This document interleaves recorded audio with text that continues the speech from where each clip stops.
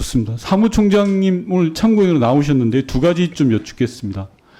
오늘 선관위의 채용 비리에 대해서 여러 가지 말들이 많고요. 총장님 안 계실 때 오전에 제가 내부 짬짬이라든지 내부 제보의 문제들을 지적한 바가 있습니다. 저는 시스템적으로 이걸 바꿔야 된다고 생각을 합니다. 그래서 몇 가지만 딱 마무리하겠습니다.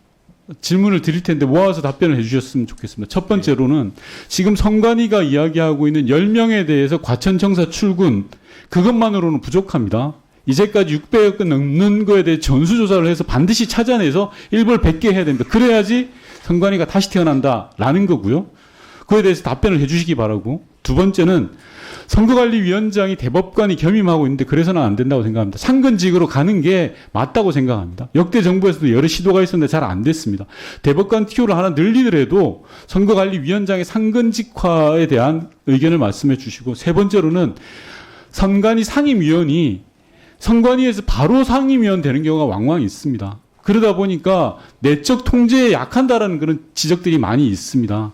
즉 선관위에서 바로 가는 게 아니라 최소한 일정 기간 3년이면 3년, 뭐 5년이면 5년은 경과한 사람들을 받을 수 있는 그런 제도적 장치가 필요하다라는 게 생각인데요. 이 세 가지에 대해서 답변 부탁드립니다. 예, 죄송하지만 그 마지막 질문 상임위원은 저 중앙상임위원을 말씀하시는 건가요? 아니면 시도상임?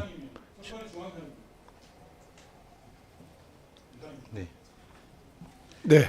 예. 간단히 요약해서 답변해 주시기 바랍니다. 예, 일단 그 지금 비리 채용과 관련한 부분에 대해서 선거관리위원회 사무처를 대표하는 사무총장 입장에서 국민 여러분들께 다시 한번 사과의 말씀을 드립니다. 이 부분 저희 그 전수조사를 이제 했느냐의 부분이 문제될 수 있겠습니다. 근데 그 감사원의 감사가 전국적으로 전방위적으로 이루어졌기 때문에 상당히 전수검사가 다 끝났다고 저는 생각을 합니다.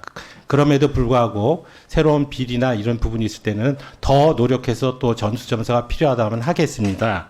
그리고 이 문제됐었던 그 10명의 사람에 대해서는 지금 아까 말씀드린 대로 저희가 여러 가지 그 방안도 연구를 하고, 다만 말씀을 드리는 내용이 적법 절차에 의해서 이 징계를 하더라도 하고 취소를 임용을 취소하더라도 해야 되기 때문에 일단은 대기 발령 조치를 취한 것인데요. 저희들이 좀 더 연구를 해보겠고, 사실은 또 본인들도 책임질 부분이 있으면 스스로 책임져 주기를 원하고 있습니다. 그 다음에 위원장 상직화에 대해서는 여러 가지 문제가 있을 수는 있는데 일단은 저희들 입장에서는 동의한다는 의견을 드렸고요. 이 부분은 헌법에 문제가 있기 때문에 개헌적 요소가 동반되지 않으면 사실상 어렵습니다. 다만 선거관리위원회 그 법을 통해서 현재 체제에서 움직일 수 있다면 저희가 우리 상임위원회에 보고를 드린 걸로 알고 있는데요. 국회나 그 대통령, 대법원에서 상임위원을 3분 선택을 해서 임명을 하시고 그 상임위원을 구성하고 그 6년의 임기니까 2년씩 호선에서 돌아가는 방법으로 이 위원장을 상근제를 실시할 수는 있다고 생각을 합니다. 그리고 상임위원 제도에 이제 관련된 부분에 대해서는 지금까지 그러니까 지금 말씀하시는 것은 사무처를 통해서 예를 들어서 사무총장을 지낸 사람이 상임위원을 오거나 이런 부분들이 업무의 연속성을 가져서 실질적으로 사무처를 상임위원이 관리 감독하는데 어렵지 않겠느냐 이런 말씀을 주신 것으로 이해했습니다.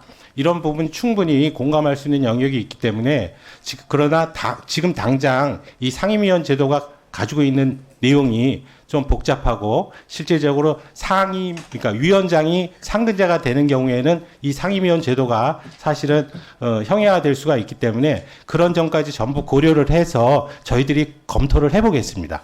네.